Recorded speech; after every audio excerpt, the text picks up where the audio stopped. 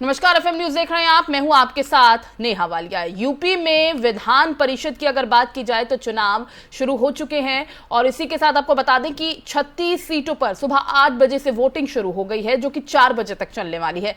बताते चले कि इस चुनाव में बीजेपी और समाजवादी पार्टी में सीधी टक्कर देखने को मिलेगी, क्योंकि कांग्रेस और बहुजन समाज पार्टी ने विधान परिषद चुनाव में कोई भी उम्मीदवार नहीं उतारा है। उत्तर प्रदेश के उच्च सदन की 36 सीटें 35 स्थानीय अधिकारियों के निर्वाचन क्षेत्रों में फैली हुई हैं।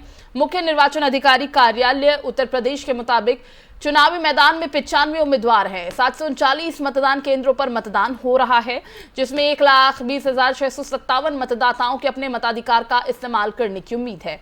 8 स्थानीय प्राधिकरणों के निर्वाचन क्षेत्रों से 9 विधान परिषद सदस्य जो हैं वो निर्विरोध चुने गए हैं। निर्वाचन क्षेत्र बदायूं, हरदोई, खिरी, मिर्जापुर, सोनभद्र, बांदा, हमीरपुर, अलीगढ़, बुलंदशहर और मथुरा एटा मैनपुरी स्थानीय प्राधिकरण के निर्वाचन क्षेत्र से 2 एमएलसी निर्विरोध चुने गए हैं, जबकि बाकी निर्वाचन क्षेत्रों से एक एमएलसी निर्विरोध निर्वाचित हुआ है। इसी पर ज्यादा जानकारी के साथ हमारे संवाददाता नितिन अवस्थी हमारे साथ जुड़ गए हैं। नितिन, 27 सीटों पर कह सकते हैं कि बीजेपी और सपा में सीधी टक्कर है और खबरें ये भी है कि मुख्यमंत्री योगी आदित्यनाथ वोट डाल चुके हैं। अभी तक की ताजा जानकारी क्या मिल रही है?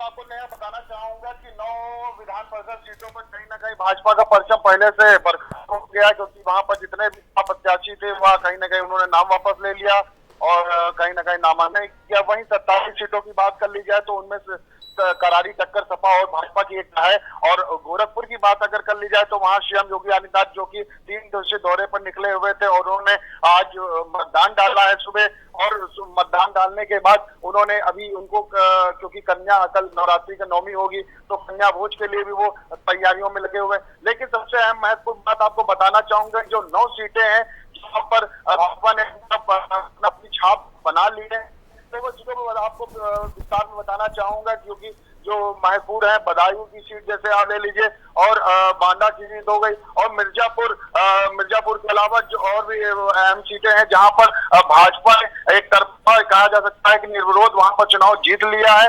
और इनके अलावा जो 27 सीटें हैं उन पर करारी टक्कर चल रही है सपा की। अब देखने वाली बात यह होती है कि सपा के जो जितने प्रत्याशी हैं वो करारी टक्कर देने में सक्षम है, क्योंकि जिस तरह से 9 सीटों पर उनके प्रत्याशियों ने नाम वापस ले लिया आखिरी समय में, क्या आज जो मतदान होने वाला है नगर निगम से रिलेटेड है, तो कहीं ना कहीं ये देखने वाली बात बड़ी दिलचस्प होगी कि एक तरफ जहां पर पूर्ण बहुमत की सरकार बनाने लिए भाजपा सरकार के खिलाफ क्या विपक्ष उतनी दावेदारी मजबूत कर सकता है तो विधानसभा में उसने करी है। अब सबसे अहम मुद्दा यही बनता है। जी नेहा जी, अगर हम नितिन समीकरण थोड़ा समझने की कोशिश करें, लखनऊ की अगर मैं बात करूं तो 10 बूथों पर मतदान हो रहा है। लखनऊ और उन्नाव सीट पर बहुत ही दिलचस्प मुकाबला कह सकते हैं कि देखने को मिलेगा, क्योंकि लखनऊ और उन्नाव सीट पर भारतीय जनता पार्टी की तरफ से बात की जाए तो रामचंद्र प्रधान प्रत्याशी हैं और समाजवादी पार्टी की तरफ से सुनील सिंह साजन को चुनावी मैदान में उतारा गया है। तो किस तरह से इसे देखा जाए? बिल्कुल आपको बताना चाहूंगा, विधान परिषद सीटों में चुनाव होना है। लखनऊ और उन्नाव कहीं सुनील सिंह साजन एमएलसी रह चुके हैं तो कहीं ना कहीं उनकी नजर आ रही है। लेकिन प्रधान की अगर बात कर ली जाए, भाजपा के एक कट्टावर नेता बताए जाते हैं तो उनको भी कम आंका नहीं जा सकता है। हो सकता है कि इनमें जो करारी टक्कर है अब देखने को मिल सकती है और इससे हालात 12 तारीख को ही सामने आएंगे कि कौन जीतता है कौन हारता है। लेकिन ये जरूर कहा जा सकता है कि जिस तरह से दोनों पार्टियां एक दूसरे पर हारती हैं, क्योंकि सभा में एक मुद्दा उठाने के लिए अखिलेश यादव ने आजमगढ़ से लोकसभा का नामांकन लोकसभा से इस्तीफा दे दिया सांसदी का, और विधानसभा में वे विपक्ष के तौर पर सामने आए हैं, अपनी आवाज उठाएंगे। तो इसीलिए विधान परिषद का चुनाव सबसे अहम बताया जा रहा है। सुनील सिंह साजन जो कि इनके खास नेता बताए जाते हैं सपा के, तो कहीं अगर ये पूरी जोर ताकत लगाए हुए हैं और देखने वाली बात यह होती है कि वह कितना अच्छा प्रदर्शन कर पाते हैं, इसका निर्णय तो रिजल्ट आने के बाद ही पता चल पाएगा। जी नेहा, बिल्कुल नितिन, ये तो जब नतीजे सामने होंगे तभी मालूम चल पाएगा। लेकिन नितिन, ये कहना भी गलत नहीं होगा ना, क्योंकि विधान परिषद में अगर बीजेपी का परचम लहरा गया इस बार, तो क्योंकि विधानसभा चुनाव के जो नतीजे रहे, जिस तरह से इतिहास रचा है बीजेपी ने, और विधान परिषद में भी अगर अपना परचम लहराने में बीजेपी कामयाब होती है तो एक बार फिर इतिहास रचने की तैयारी कह सकते हैं कि बीजेपी की होगी। बिल्कुल आपको बताना चाहूंगा कि जिस तरह से उसने पूर्ण बहुमत हासिल कर लिया है, वह विधान परिषद में पूर्ण बहुमत हासिल कर सक्षम रहेगी कि बसपा का भी एक टूटकर जो एमएलसी था वह भाजपा में आ चुका है। उससे पहले सपा के जो 9 सीटें खाली हुई हैं उनको जोड़ लिया जाए तो कहीं न कहीं इनकी सीटों में बरकरार हो चुकी है, आगे बढ़ चुकी है। तो अन्य जो 27 सीटों में जो चुनाव चल रहा है, अगर इसमें से वो 15 सीटें भी अगर पा लेती है तब भी पूर्ण बनाने में सक्षम रहेगी और एक बार फिर से कहीं ना कहीं राज्यसभा में परचम लहराएगी, क्योंकि जिस तरह से विधानसभा के बाद अब या विधान परिषद का जो चुनाव हो रहा है सबसे अहम बताया जा रहा है और इसमें सबसे अच्छा प्रदर्शन भाजपा करने की उम्मीद पहले से ही उन्होंने बता चुके हैं। अब देखने वाली बात यह होती है कि जहां सपा पूरी तरीके से लगी हुई है, क्योंकि दो ही पार्टियों के बीच में करारी टक्कर है। सबसे अहम बात यह है कि किसका प्रदर्शन अच्छा होगा या 12 अप्रैल को ही सामने आएगा। जी चलिए नितिन, बहुत बहुत शुक्रिया आपका इस तमाम जानकारी के लिए। तो आपको बता दें कि लखनऊ में 10 बूथों पर इस समय मतदान चल रहा है। रक्षा मंत्री राजनाथ सिंह, सांसद कौशल किशोर वोट डालने वाले हैं और आपको ये भी बता दें कि मुख्यमंत्री योगी आदित्यनाथ ने अपना वोट डाल दिया है, अपने मताधिकार का इस्तेमाल कर दिया है। सोशल मीडिया पर उन्होंने वोटिंग करते हुए, वोट डालते हुए उसके बाद की फोटो भी अपनी शेयर की है, सामने आई है।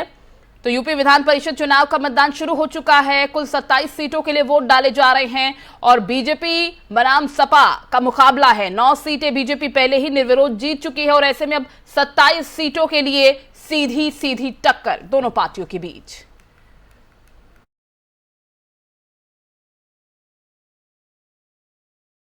साथ ही मुरादाबाद में भी एमएलसी चुनाव के लिए मतदान शुरू हो गए हैं। बताते चलें कि मतदाताओं का आना शुरू हो चुका है। साथ ही साथ ये भी बता दें कि कुल 8084 मतदाता 4 जिलों के 35 बूथों पर मतदान कर रहे हैं।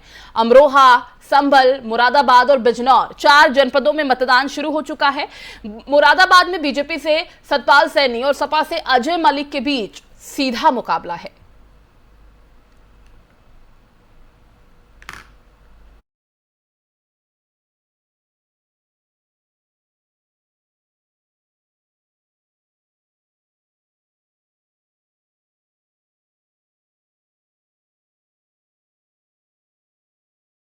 बढ़ते आगे, उत्तर प्रदेश के मुख्यमंत्री कार्यालय का ट्विटर अकाउंट शुक्रवार देर रात हैक हो गया। हैकर ने सीएमओ के हैंडल की डीपी और बैकग्राउंड वाली तस्वीर बदलने के साथ ही सैकड़ों यूजर्स को टैग करके कई ट्वीट्स भी किए हैं। जानकारी के मुताबिक सीएमओ का यह अकाउंट करीब 12:30 बजे के आसपास हैक कर लिया गया था।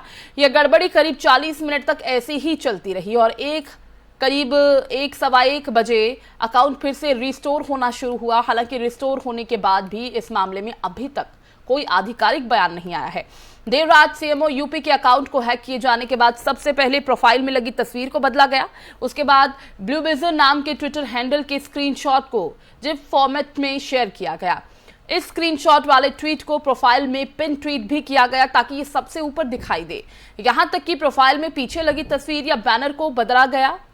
अकाउंट हैक करने वाले हैकर ने जिस ट्वीट को पिन किया था उसमें एनिमेटेड तस्वीर बनाने के लिए ट्यूटोरियल की जानकारी भी दी गई थी।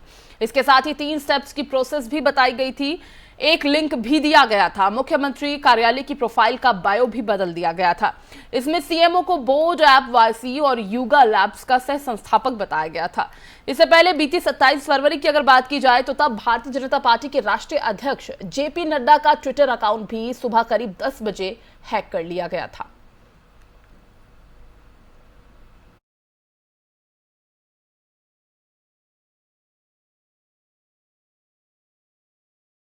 और उधर गोरखपुर के गोरखनाथ मंदिर में हमला करने वाले आरोप में गिरफ्तार मुर्तजा अब्बासी को लेकर चौंकाने वाली खबर सामने आई है। एक मौलाना ने पुलिस को बयान देते हुए कहा कि उसके पिता ने कहा था कि मुर्तजा पर किसी ने काला जादू किया है। दरअसल मुर्तजा अब्बासी नई मुंबई स्थित जिस ताज हाइट बिल्डिंग में रहता था उसी बिल्डिंग में ग्राउंड फ्लोर पर एक मस्जिद भी बनाई गई है। मेरी जानकारी के मुताबिक मुर्तजा अक्सर बिल्डिंग के ग्राउंड फ्लोर पर बने मदरसे में आया करता था। अब इसी मामले में नई मुंबई के एनआरआई पुलिस स्टेशन में मदरसे में पढ़ाने वाले मौलाना का बयान दर्ज किया गया है। जानकारी के मुताबिक मुर्तजा को लेकर मदरसे में पढ़ाने वाले मौलाना ने कहा कि साल 2016 में मुर्तजा के पिता मुझसे मिले और कहा कि उनके बेटे पर शायद किसी ने काला जादू कर दिया है। उसका बर्ताव पूरी तरह से बदल गया है। वो रात को सोता नहीं है, कुछ अजीब बर्ताव करता है। वहीं मुंबई पुलिस और महाराष्ट्र एटीएस इस मस्जिद के बारे में जानने में जुटी हैं, क्योंकि रिहायशी इमारत में इस तरह से मस्जिद बनाने की इजाजत नहीं दी जाती। साथ ही नई मुंबई पुलिस को इस मस्जिद के बारे में कोई भी जानकारी नहीं है।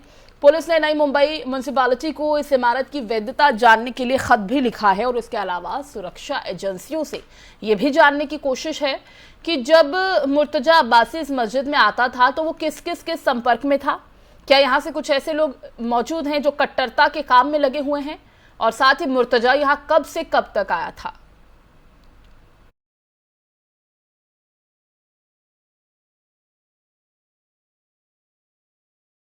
और उधर योगी सरकार की तरफ से एक बहुत ही नेक पहल की गई है। आपको बता दें कि महिला पुलिसकर्मी ड्यूटी के साथ साथ मां का फर्ज भी अब बखूबी निभा सकेंगी, और इसके लिए गौतम बुद्ध नगर महिला थाना के परिसर में जैन पैक्ट संस्था के सहयोग से बने पुलिसकर्मियों के बच्चों के लिए क्रच का शुभारंभ हुआ है।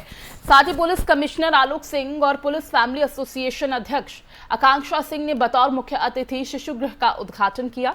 पुलिस कमिश्नर आलोक सिंह ने कहा कि इस अनूठी पहल से विशेषकर महिला पुलिसकर्मी न सिर्फ तनाव मुक्त होंगी, बल्कि उनके बच्चों को भी मनोरंजन के साथ साथ कुछ सीखने का मौका मिलेगा। देखिए, क्योंकि बहुत सारी ऐसी महिलाएं हैं पुलिसकर्मी, महिला पुलिसकर्मी जो ड्यूटी भी करती हैं, लेकिन उनके बच्चे छोटे होने की वजह से एक स्ट्रेस बना रहता है, एक चिंता बनी रहती है। लेकिन ये एक अनूठी पहल कहेंगे जो की गई है, जिसका शुभारंभ किया गया है, क्रच का शुभारंभ, ताकि बच्चे यहां पर रहे और साथ ही साथ जो उनकी माताएं हैं वो तनाव मुक्त रह सके।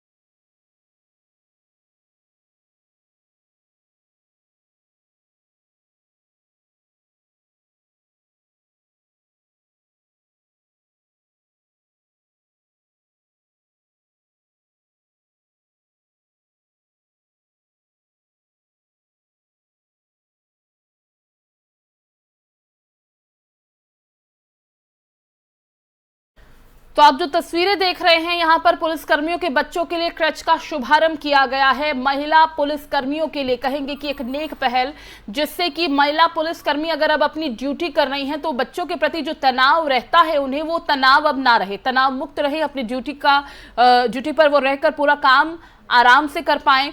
इसी के लिए यूपी में महिला पुलिसकर्मियों के बच्चों के लिए क्रच का शुभारंभ किया गया है, एक अनूठी पहल, जिससे अब वो अपने बच्चों की केयर भी कर पाएंगी और उनके बच्चे मनोरंजन भी कर पाएंगे अपना, और साथ ही साथ अब वो क्रच में और बच्चों के साथ खेल पाएंगे। तस्वीर आप देख सकते हैं, बच्चे काफी खुश नजर आ रहे हैं। यहाँ पर घर में बच्चों को अकेला छोड़ने के बाद कह सकते हैं कि जो महिला पुलिसकर्मी हैं उनमें एक चिंता बनी रहती है बच्चों को लेकर, लेकिन अब इस तरह के क्रच की अगर शुरुआत की गई है, बच्चों को यहाँ छोड़ने के बाद उनके दिलो दिमाग में जो तनाव रहता है अपने बच्चों के लिए, उस तनाव से मुक्त होंगी और साथ ही साथ अपनी ड्यूटी वो और अच्छे से अब कर पाएंगी।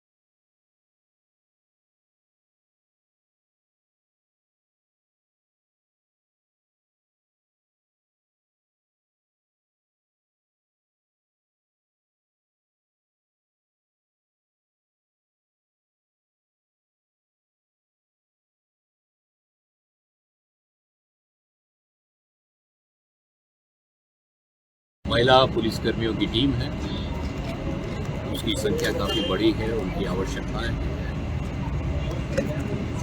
उनके जो परिवार हैं, उनके जो बच्चे हैं, छोटे छोटे बच्चे हैं, उनकी केयर के लिए ये जेनपैक के सहयोग से आज ये किसले 2 जो है हमारा यहाँ पर कक्ष आरंभ किया गया है और इसकी आवश्यकता बहुत दिनों से थी। पहला किसले कक्ष पुलिस लाइन में है, लेकिन वो केवल सूरजपुर और उधर की तरफ है। शहर में पुलिस की प्रेजेंस काफ़ी रहती है, नियमित रहती है और इस तरह का पुलिस का कार्य है कि 24/7 है, 24 घंटे कार्य करने का है। तो जो हमारे महिला सहयोगी हैं, महिला पुलिसकर्मी हैं, वो बिल्कुल स्वतंत्र मस्तिष्क से परिवार की बहुत ज़्यादा चिंता मन पे ओढ़े हुए बिना ओढ़े अपना कार्य निष्पादित कर सके, इसी उद्देश्य से आज ये कक्ष यहाँ पर शुरू किया गया है। और मैं आपको कह दूँ कि ये केवल दूसरा नहीं, इस तरह का इसी श्रृंखला में अभी आगे भी और भी कक्ष बनेंगे।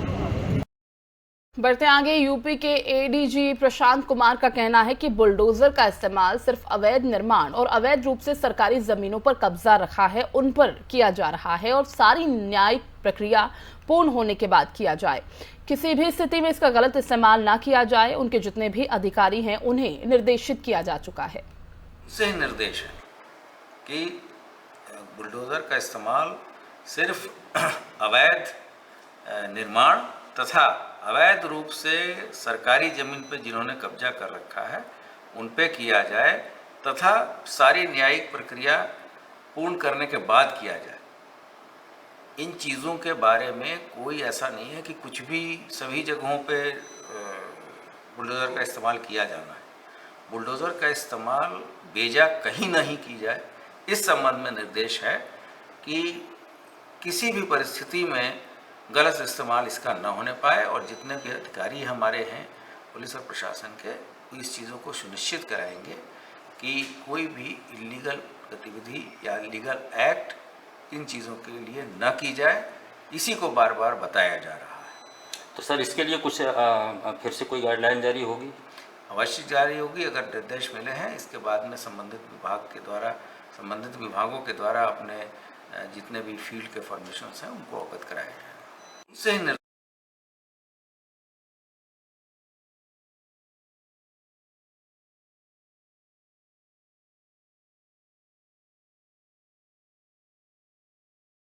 और अमरोहा के गजरौला में बीते मंगलवार से अपहृत 7 वर्षीय मासूम बच्चे टीलू की संतान न होने के ताने दिए जाने की वजह से उसके ही चाचा मदन सिंह ने अपनी पत्नी पिंकी और एक रिश्तेदार विपिन के साथ मिलकर मासूम बच्चे की हत्या कर दी थी।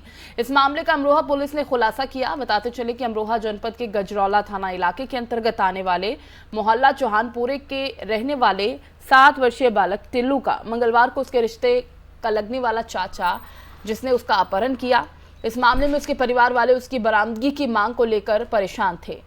उन्होंने मुकदमा भी दर्ज कराया था, लेकिन विपिन का कोई सुराग हाथ नहीं लग पाया। इसी बीच गुरुवार को अचानक गजरौला पुलिस को सूचना मिली और गजरौला क्षेत्र में ही गन्ने के खेत से 7 साल के मासूम बच्चे टिल्लू का शव बरामद हुआ।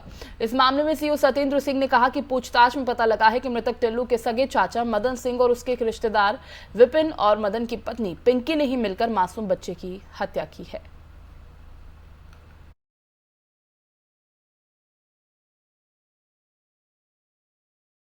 लखनऊ में डालीगंज के अब्बानपुर में बिजली विभाग की कॉम्बन हाई लॉस फीचर का अभियान चला। अभियान के दौरान लोगों का बिजली बिल, मीटर और बिजली कनेक्शन चेक किया गया। विद्युत विभाग की ताबड़तोड़ कार्रवाई के बाद भी शहर के हाई लाइन लॉस क्षेत्रों में बिजली चोरी की घटनाओं पर अंकुश नहीं लग पा रहा है। विद्युत विभाग की टीम द्वारा डालीगंज के अब्बापुर में छापेमारी कर कार्रवाई की गई। छापेमारी के दौरान एक ऐसे घर की तलाश की गई जिसमें मीटर के पास से बिजली चोरी की जा रही थी। मीटर के पास से बिजली का तार काटकर बिजली चोरी करते पकड़ा गया। मौके पर बिजली विभाग के एसडीओ अभिनव तिवारी और जेई मौजूद रहे।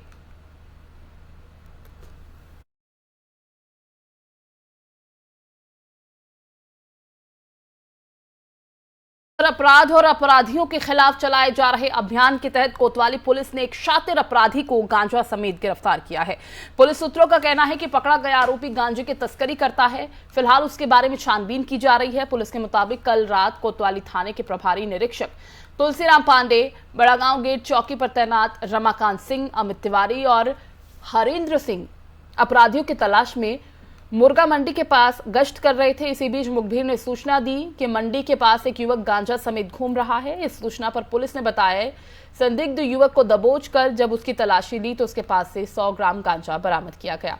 पुलिस के दौरान पकड़े गए युवक ने अपना नाम शंकर बताया।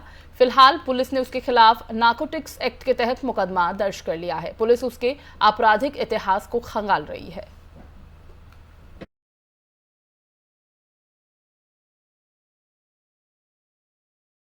खबरों में बात करेंगे वृंदावन की, जहां पर तेज रफ्तार का कहर देखने को अक्सर मिलता है और ऐसा ही एक मामला बीती रात भी देखने को मिला, जिसमें परिक्रमा रोड में तेज रफ्तार कार परिक्रमार्थियों को जिसने टक्कर मार दी। बता दें कि टक्कर इतनी जोरदार थी कि 3 लोग गंभीर रूप से घायल हुए। घटना की सूचना मिलते ही मौके पर पहुंची पुलिस ने तीनों घायलों को इलाज के लिए जिला अस्पताल भर्ती करवाया।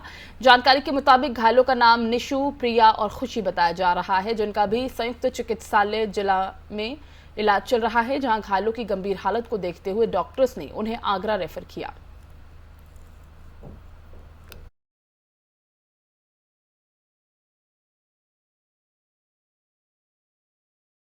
अब खबर कानपुर से है, जहां पर कानपुर की जिलाधिकारी नेहा शर्मा के नेतृत्व में जनपद में गेहूं क्रय केंद्रों का निरीक्षण किया गया। बताते चले कि डीएम नेहा शर्मा ने नौबस्ता गल्ला मंडी में बनाए गए गेहूं क्रय केंद्रों की व्यवस्थाओं का जायजा लिया। डीएम ने किसानों से संपर्क करने के निर्देश भी दिए। बताते चले कि मंडी में 2 क्रय केंद्र, यूपीएसएस 1 क्रय केंद्र, पीसीयू और 1 गेहूं क्रय केंद्र आरएफसी खुले हैं। सभी केंद्र में केंद्र प्रभारी उपस्थित रहे।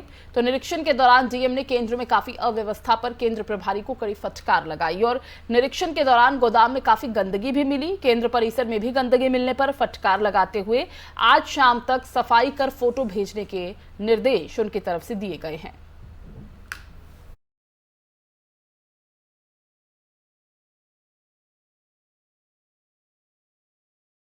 उत्तर प्रदेश की खबरों में फिलहाल बस इतना ही। बाकी अपडेट्स के लिए आप बने रहिए FM न्यूज के साथ। दीजिए इजाजत, नमस्कार।